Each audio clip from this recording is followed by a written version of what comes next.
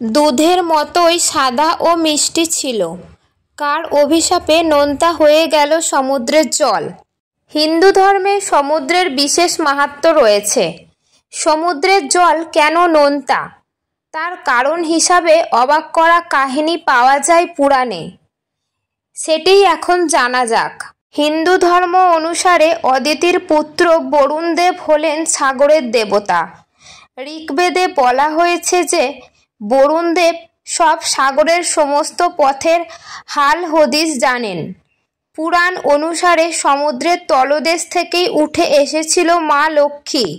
পুরাণ কাহিনীতে আমরা সমুদ্র মন্থনের উল্লেখ পাই। হিন্দু ধর্মে এটি সমুদ্র সম্পর্কিত সবচেয়ে জনপ্রিয় গল্প।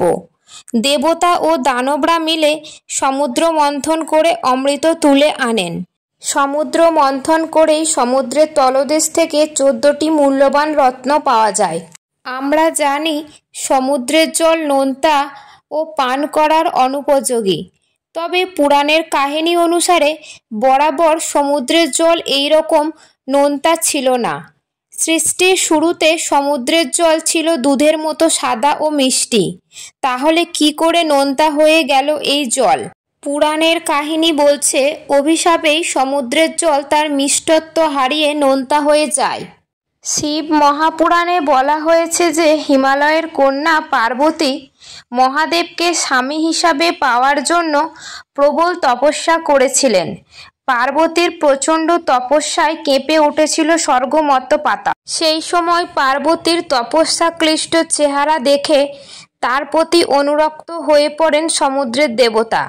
তিনি পার্বতীকে বিয়ের প্রস্তাব দেন, কিন্তু পার্বতী তখন মহাদেবকেই নিজের স্বামী হিসাবে মেনে নিয়ে তার চরণে হৃদয় অর্পণ করেছেন। পার্বতী সমুদ্রদেবকে প্রত্যাখ্যান করলে রেগে গিয়ে সমুদ্রদেব মহাদেবের উদ্দেশ্যে কটু শব্দ ব্যবহার করেন।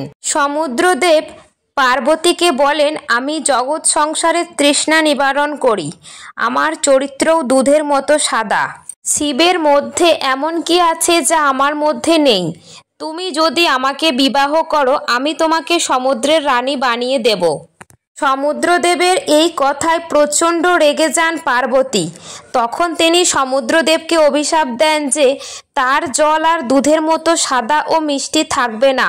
ধর্মীয় বিশ্বাস অনুসারে সেই থেকে নোনতা ও পান করার অনুপযোগী হয়ে যায় সমুদ্রের জল।